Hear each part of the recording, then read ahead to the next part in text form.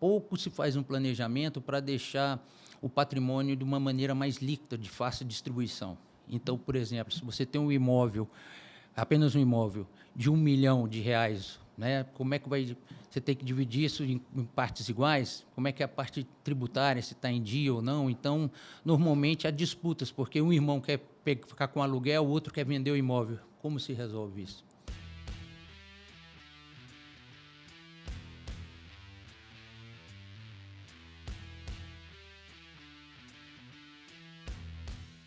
Olá, eu sou Tiago Barbosa, advogado, especialista em direito previdenciário, direito de família e direito do idoso. Hoje o nosso assunto é com foco no planejamento sucessório. Eu estou aqui com Daniel Brunet, meu mentor. É um prazer recebê-lo aqui e uma grande satisfação. Você tem sido uma inspiração para mim, você, sua família, seu pai, seu irmão, e que esse seja o primeiro de muitos programas e parcerias que a gente vai fazer juntos, viu, cara? Estou muito honrado com a sua presença aqui. Muito obrigado pelo convite, é um prazer estar aqui participando desse lançamento, nessa pedra fundamental do seu programa no YouTube, Tiago Barbosa. Eu tenho certeza que o assunto de hoje vai ajudar muitas pessoas, né? Porque a gente vê que as heranças, em vez de unir, dividem as famílias. Hoje em dia o assunto torna mais relevante porque o mundo globalizado, com redes sociais, é muita opinião que é dada de fora para dentro da família. Então, a gente tem que ter muito cuidado com o que os jovens estão ouvindo, com o que os herdeiros estão ouvindo por aí, de modo que não possa fazer até pressão para a família, para essa questão de dividir logo o patrimônio. Então, é uma competição entre irmãos, muitas vezes, que a gente vê. Então, a gente tem que ter uma cautela muito grande para falar sobre esse tema, que é planejamento sucessório, que hoje em dia talvez seja um dos assuntos mais importantes a se tratar no direito de família. É verdade. Eu tenho um dado que diz que 3 a cada 4 casos de inventário no Brasil envolvem uma disputa por propriedade, algum tipo de disputa por propriedade. No seu dia a dia, são mais de 25 anos, né, atuando nessa área, Sim. Isso é muito verdade, é muito visível? É verdade, porque grande parte do patrimônio do autor da herança ali está em imóveis, né? Então, fala sobre o direito de propriedade imobiliária, principalmente. Pouco se faz um planejamento para deixar o patrimônio de uma maneira mais líquida, de fácil distribuição. Então, por exemplo, se você tem um imóvel, apenas um imóvel de R$ 1 milhão, né? Como é que você tem que dividir isso em partes iguais? Como é que é a parte tributária, se está em dia ou não? Então, normalmente há disputas, porque um irmão quer ficar com aluguel, o outro quer vender o imóvel. Como se resolve isso? Cada um tem uma opinião. As pessoas que te procuram são os que vão deixar a herança, né? Bom. E qual é a preocupação que eles te trazem? Meus clientes, na sua maioria, são pessoas acima de 60 anos, né? Por isso que eu advogo muito na defesa do direito do idoso, e uma das preocupações dele, além da saúde, o idoso preocupa com a questão patrimonial. Como é que vai ficar, caso venha o evento morte, minha família? Eles vão distribuir, vão cuidar da herança de forma harmônica, vai gerar conflito ou não? Então, a gente nunca sabe quando vai partir, né? Então, a gente tem que planejar para que isso, de modo que hoje, o dia de hoje, já esteja em paz. A gente já tem que falar do assunto, e uma das perguntas que eu sempre faço para meus clientes é: se eu morrer hoje, se hoje eu for para o céu, como é que vai ser feita a distribuição do meu patrimônio? Uhum. Meus filhos vão conseguir, junto com a minha esposa ou com a meieira, ou se caso já não seja viúva, como é que meus herdeiros vão resolver o meu patrimônio hoje? Os casos são muito ruins, né, de briga por herança. A gente tem muitos eventos no Brasil que são terríveis. Você vê o irmão brigando com o irmão, às vezes até brigando com a mãe. É uma coisa assim, sem controle. Eu queria que você contasse algum caso que você tenha visto, acompanhado, talvez não atuado, mas que você soube que aconteceu por conta de herança, que é um problema que poderia ser evitado, né? No planejamento sucessório, quando eu falo com o cliente, com o idoso, eu peço para ele tirar uma fotografia do hoje, né? Porque a gente pode, tudo bem, podemos prever o futuro, mas hoje como é que está a família? A família hoje encontra-se unida, com um diálogo harmonioso, ou a família hoje está brigada? Como é que está o relacionamento hoje dos filhos, atualmente? Então, esse é o ponto de partida. O que traz muito problema é não saber levar o assunto herança antes da morte. Muitas vezes a pessoa, por medo de falar da própria morte, ele não traz esse assunto à tona. Às vezes, os próprios filhos não querem falar sobre herança. Não, ainda não é na hora, não vai acontecer. Mas E engraçado, Daniel, eles têm falado. Cada vez mais os filhos têm até pressionado para que haja divisão. Para que haja já divisão em vida. Só que os filhos só... Não, mas aí a divisão acontece imediatamente ou só depois da morte? Não, o planejamento tem que ser feito antes. E a distribuição em vida ainda. A distribuição em vida? A distribuição em vida. Porque se morreu, aí segue a lei. Aí já não tem mais disposição da vontade da pessoa. A pessoa, enquanto ela está viva, ela pode dispor da sua vontade, fazer prevalecer a distribuição de forma assim, eu quero dar mais para um filho, esse aqui menos. Mas ele só vai receber depois que o pai morrer. Não necessariamente. No planejamento sucessório, você pode se valer de institutos como a doação, que é o mais comum. Ele já começa a doar. Ele já começa a distribuir parte da herança. Você não precisa fazer totalmente. No evento morte, você tem que distribuir total. Ali, você tem que averiguar se houve um testamento, algumas questões, se houve ameeiro ou não, mas com o evento morte ele é distribuído. No planejamento sucessório, não. Você pode começar distribuindo 100 mil, por exemplo, a cada filho, por mais que o patrimônio seja de 10 milhões. Você, através da distribuição equitativa e planejada, você vai, inclusive, educando eles. Inclusive, podendo treiná-los a administrar melhor o patrimônio. Porque a grande preocupação eu lutei tanto para construir um patrimônio. Levei 70 anos, vamos pegar um cliente meu de 70 anos, aí, meu pai tem 73, vamos pegar uma idade parecida com a dele. Construí um patrimônio de bancário, trabalhei muitos anos, e agora? Eu morro e isso vai... Algum filho meu que não sabe administrar, torra isso com uma namorada, ou vai para bebida, ou vai viajar. Ele lutou tanto para construir um patrimônio que pode se acabar em meses. Então, essa é uma preocupação muito grande dos meus clientes, é fazer perpetuar a herança de forma saudável, não só para não gerar conflitos, mas também que o patrimônio ele prevaleça, né, com sabedoria. Uma pergunta, a dívida também pode ser herdada? Claro, dívida também é partilhada, mais uma preocupação. Então, por isso que o debate, essa conversa, abrir esse tipo de assunto com os herdeiros ainda em vida e noticiar, porque muitas vezes os herdeiros nem sabem que o pai tem dívida. Imagina, aí morreu, deixou uma dívida e eu tenho que pagar. É isso. Isso pode acontecer? Pagar? Pode acontecer. Isso, na verdade, costuma acontecer também. As pessoas, normal. Quando fala de planejamento sucessório, a gente só pensa no bônus. Né? Muitas vezes ali tem um ônus muito grande, né? Tem algum gravame, de repente, do imóvel, acho que ela está parcelada ou hipotecado, você não faz a menor ideia se não tiver abertura disso. Às vezes as pessoas já pressupõem que o patrimônio ele está estável, ele está bom, e muitas vezes não. Ele é surpreendido com a dívida e aí o que acontece? Não vai sobrar nada. A pessoa, às vezes, gera uma expectativa, mas, pelo menos, não afeta o patrimônio do herdeiro. A dívida do pai morre com o valor que ele acumulou durante a vida dele, entendeu? Eu não vou pagar a dívida dele, a não ser que eu seja sócio dele numa empresa. Aí já é outro assunto. Aí envolve mais direito societário que o direito de família. E o filho, o herdeiro, ele não tem como negar. Não quero essa herança. Não, tem filho que pode renunciar. Ele renuncia à herança, mas ele renuncia à dívida? Não, se for como dívida, não. Mas eu posso renunciar, por exemplo, se eu sou um filho que eu tenho um patrimônio já vasto, eu posso falar, não, pai, eu renuncio em favor dos meus irmãos, eu abro mão. Acontece muito disso, de fazer acordo de inventário. Normalmente, quando vai na justiça que tem um conflito, alguns eles vencem até pelo cansaço, que alguém precisa mais do que o outro. Então, muitas vezes, alguém pode abrir mão.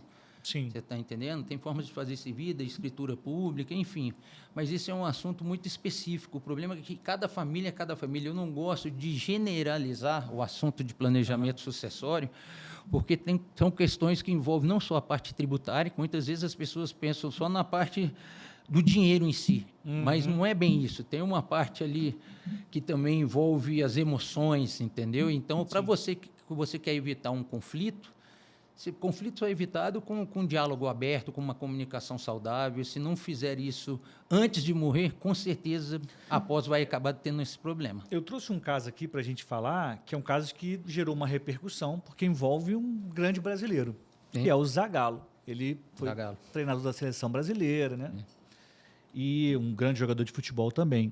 Quando ele faleceu, tornou-se público que em seu testamento, eu estou aqui lendo a notícia, ele nomeou o filho caçula para ficar com a maior parte dos bens e deixou registrado que ele estava profundamente magoado com os outros herdeiros.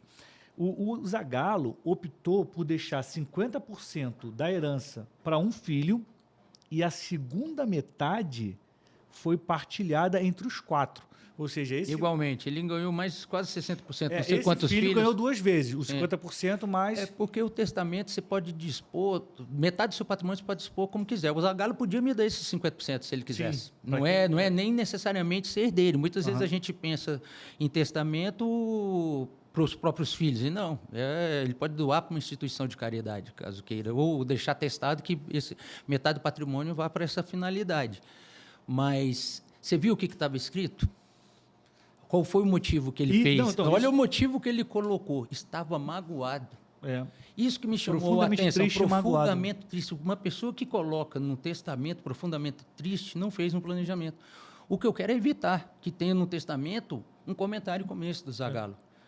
Ele não abriu, ele viu que se ele preferiu testar, não encarar o problema em vida e deixar para o evento, na morte, escrito, uma coisa que ele poderia ter aproximado os filhos. Então, no meu escritório, muito do que eu viso, a minha filosofia, o Daniel, é de unir. Então, se o Zagallo viesse, por exemplo, vamos pegar o caso então do Zagallo. Tiago, como é que você pode me ajudar?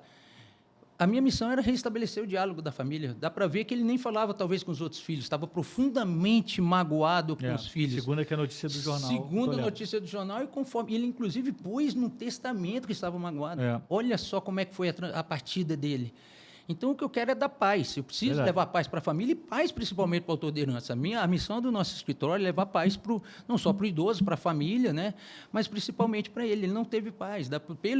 Desculpa, eu posso estar sendo um pré-julgamento, mas, assim, a forma como demonstra no testamento, ele estava profundamente magoado. A forma como entrou para a história, tá? Então, como é que o próprio pai parece que desistiu ali da família em vida? Entendeu? Então, às vezes, é preciso ter, e aí entra o Daniel. Uma das coisas que eu sempre primei buscar conhecimento, eu tenho alguns cursos na área de negociação, já fui em Harvard e tudo mais, né? Então, parte do que se tem que ter, isso é uma negociação que a gente faz em vida. Às vezes, a gente tem que tentar identificar os interesses ali por trás do motivo de dividir herança, né? Tem alguns, não é a parte material só. Tem uma parte ali que a gente precisa estar atento. Então, esse caso do Zagallo teve uma felicidade muito grande de trazer, é o que aflige a maioria dos seres humanos. E o planejamento sucessório é a ferramenta que resolve isso. Eu queria perguntar qual é o perfil da pessoa que te procura. Ou seja, quais são os problemas, o que ela tem, qual é o momento da vida dela para ela te procurar para fazer o planejamento sucessório. Um momento, eu costumo brincar, o momento é hoje, é qualquer pessoa. Eu vou falar de mim, eu tenho um filho de 13 anos. Se a mãe do meu filho não tiver sabedoria para lidar com a herança, ela pode já gastar antes ou tomar a decisão de vender. Então, uma das coisas que é uma preocupação que eu tenho, falando de mim, é tal imóvel ali que gera um valor X de mensal, que está alugado, meu filho só pode vender quando completar 33 anos, por exemplo. Legal. Você está entendendo? É uma forma de eu garantir, pelo menos, você equilibrar. Deixa bem, você morre, mas controla de alguma forma. Eu imponho, na verdade, eu insiro condições. Né? Caso eu morra, tem essas condições. Que legal. Ou eu posso fazer agora em vida, filho. Ou eu posso já distribuir e colocar uma cláusula disso, entendeu? Entendi. Na doação, você pode colocar cláusulas. Ele é muito aberto. Por isso que a pessoa tem que ser uma declaração da vontade da pessoa. Com o evento morte, se você não falou nada, vai todo mundo achar que, meu pai queria isso, ou não sei. Não, então você tem que fazer isso em vida. E o que acontece quando existe o evento morte e não tem um planejamento sucessório? Muitas vezes o inventário vai para a justiça, né? Se torna litigioso. Hoje tem a possibilidade de se fazer de forma extrajudicial se for consenso. Mas se não houver, vai para litígio, é muito demorado, é muito desgastante. Tudo que vai para a justiça, eu tenho evitado, no meu escritório, trabalhar com questões extrajudiciais, porque aquela dor que gerou o conflito, ela é perpetuada ao longo dos anos estando na justiça. Uhum. Então, quando você resolve, você atua de forma preventiva, não só para as questões que envolvem o direito de família, mas qualquer uma delas, buscando restabelecer diálogos, deixando sempre aberta a comunicação, ela é mais saudável. Um acordo, não tem mau acordo quando você faz com uma convenção de vontades, entendeu? Não pode... A gente tem que tentar prever os movimentos, não só econômicos, né, mas também da própria família. Então, muitas vezes, hoje, um filho está solteiro, não é o momento. Você tem que tentar ter a sensibilidade, por isso que eu trabalho muito com diagnóstico. Teve clientes que me procurou que eu falei, por hora fica quieto, você não pode fazer nada. Não era um momento para distribuir, nem falar sobre o assunto. Tinha algumas circunstâncias pessoais ali que ele me abre, que aí eu falo, não é agora, vamos dar um time, vamos ver as cenas dos próximos capítulos ali, para a gente ver o momento, porque tem que ter maturidade dos dois lados, entendeu? Claro. Não, muito, muito interessante. E eu queria que você talvez resumisse ou desse alguns pontos de quais são os benefícios de se fazer o planejamento sucessório. Dependendo, pode ser tributário, que muitas vezes muito se fala em rol familiar, e eu não sou muito um defensor, não sou um defensor da road familiar, em casos em que já não haja uma empresa familiar. Tá? Criar uma empresa, sendo que nenhum dos irmãos foram sócios ou nem tem habilidade, são funcionários públicos, né? Por exemplo, sou de Brasília, então é a terra do funcionalismo público. Sim. Como é que eu vou criar uma empresa, ou depois que meu pai for distribuir cotas, a gente tem que gerir isso, né? Tomar decisões conjuntas. Então, isso pode trazer mais dissabores para a família. Então, tudo depende do perfil e da vontade dele. Muito do que eu busco, Daniel, é empoderar meu cliente da decisão. Eu tenho que buscar o que está no coração dele e não o que a lei já predetermina. Muitas vezes eles já chegam para falar o que está ali, que todo mundo fala. E não é isso que ele quer. Às vezes ele está sendo postado, não, pai, faz lá. Às vezes o pai não quer fazer, não é nenhum momento, porque hoje em dia tem tido muita pressão pelo planejamento sucessório, viu? E aí é que onde tem que ter a cautela de ver o que realmente está no coração do dono da herança, que ele não é obrigado a dar nada. Sim, claro. Se meu pai quiser torrar o dinheiro dele, viajar pelo mundo com a minha mãe, acabou, é dele. Claro. Mas criou-se, né, uma cultura de que eu tenho que deixar. Minha mãe é mineira, ela fala, e mineira gosta de acumular, né? Eu gosto de falar muito da minha mãe. O que acontece? Ela fala assim, eu quero deixar para vocês. Eu quero deixar. Então, tem pessoas que falam que parte do prazer da vida está em construir coisas para deixar para o filho, e está muito certo. Mas, às vezes, tem que ter um diálogo do como Sim. você quer. Entendeu? E aí que entra o planejamento sucessório. Aí que entra o planejamento sucessório. E a melhor pergunta sempre vai ser essa. Se amanhã acontece alguma coisa comigo, do jeito que eu estou vendo a família agora, como é que ela está? Né? A comunicação, como é que os irmãos, meus filhos estão se entendendo, como é que meus filhos estão... como é que está a harmonia na família? A primeira pergunta é, como é que está a harmonia hoje da minha família? Muito bom. Está preparado para isso? E se a família estiver disruptiva ali com algumas questões, com muita briga, não é o momento de falar de planejamento sucessório, a não ser que o motivo das brigas seja herança, né? Porque muitas vezes é esse hoje um dos motivos que gera hoje uma discussão ali na mesa de almoço e tudo mais. Então, a gente tem que buscar entender qual é a real vontade da pessoa. E para ele refletir isso estou morrendo hoje.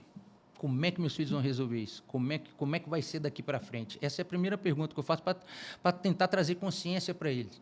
Porque muitas vezes as pessoas falam assim, não, família está bem, eles se dão bem, está todo mundo almoçando aqui e tudo mais, e não vê. Porque tem casos, Daniel, por exemplo, e não é por o conflito, ele já está acontecendo, é porque ele não prevê um imóvel. Vamos supor que a pessoa tem 3 imóveis, cada um de um valor diferente. Um de 1,5 milhão, um de 1 milhão e outro de 500 mil.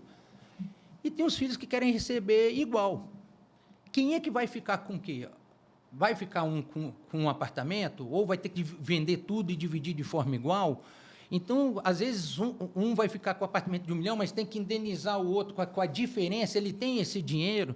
Então, o ruído na comunicação ele começa pequeno. Às vezes, com quem vai ficar com um carro. Sim. E passa a virar uma bola de neve. Então, assim, São as questões que envolvem. Um filho hoje está solteiro. Eu já ouvi muito isso. Ah, mas amanhã vai que ele casa com uma mulher que vai dar pitaco. Então, cada caso é um caso, Daniel. Eu já vi muita coisa acontecendo aí de a influência externa de pessoas próximas aos herdeiros atrapalharam esse processo de harmonia da família, da família tá bem um com o outro. Sempre é o dinheiro. Então, qual é o seu conselho para quem tem algum patrimônio, que vai deixar alguma herança? O que essa pessoa tem que fazer? Primeiro passo, me procurar. Primeiro passo, procurar um advogado. Pode deixar nos comentários aqui, eu quero. Exatamente, eu quero, né? Já fala aí. E a gente primeiro tem que ver um diagnóstico de através de algumas perguntas, né? Se é o momento certo. O primeiro passo é ele ter preocupação e saber que o dinheiro divide família. Isso é fato, a herança divide. Hoje em dia é uma das principais causas aí de irmãos brigarem. Sim. E tudo mais. Normalmente é pelo dinheiro. Então, é procurar um advogado e buscar falar o que realmente o coração está tocando, entendeu? O que precisa ser feito hoje para evitar isso. A gente tem que, através de algumas perguntas, entender realmente se a pessoa tem essa preocupação que é a paz. Se a pessoa, quando vem procurar o escritório, ela tem que vir com a certeza de que nem sempre vai ser o mais barato, entendeu? Não é a questão tributária. Se a preocupação dele for economia tributária, é uma linha de planejamento, que aí pode entrar road, pode... Uhum. Agora, se a preocupação maior dele for a harmonia da família, aí tem que analisar, tem que ter mais complexo a forma de abordar o planejamento sucessório.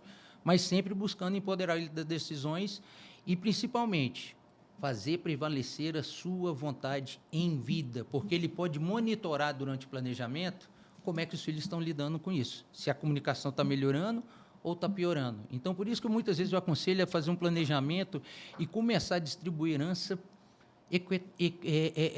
de forma equitativa, assim, parcial. Okay. Começa distribuindo 10%, vamos ver como é que reage, ajuda ali. Depois mais 10%, entendeu? E vai vendo como é que faz. Para um você coloca uma condição, ó, vou dar aqui 10%, vou dividir 10%, vamos ver como é que vocês vão gerir isso. Né? Como é que vocês vão manter, como é que vocês vão administrar esse patrimônio? Vamos testar? Pode ser assim, e no outro ano faz de novo. O planejamento sucessório ele não é estático, ele não é um para a vida toda. Você pode fazer ele de forma duradoura. Assim, vou começar a distribuir o patrimônio hoje e vou completar isso nos próximos 5 anos, por exemplo. Interessante. Não, muito bom, muito bom. Tirou a dúvida, aprendi. Achei interessante que você falou sobre a questão dos tributos. Sim. Planejar pode acabar fazendo a pessoa poupar dinheiro. Eu acho que vale aqui até um dia fazer um episódio só sobre isso, tá? Vale. Então é isso, cara. Vale. Obrigado. Obrigado pelo convite e pelas explicações. Pois é, muito feliz com a sua participação. Espero que eu tenha esclarecido aí suas dúvidas e tudo mais. Eu sei que você está no início. E da audiência também, né? Da audiência aí. Estou aqui à disposição. Eu agradeço a sua presença. E é isso, gente. Aqui eu venho falar sempre de planejamento sucessório, né? Vamos falar sempre de direito previdenciário, defesa do direito do idoso. Esses são os assuntos que eu posso tentar ajudar da melhor forma possível você que está me assistindo e a sua família. Um abraço, muito obrigado.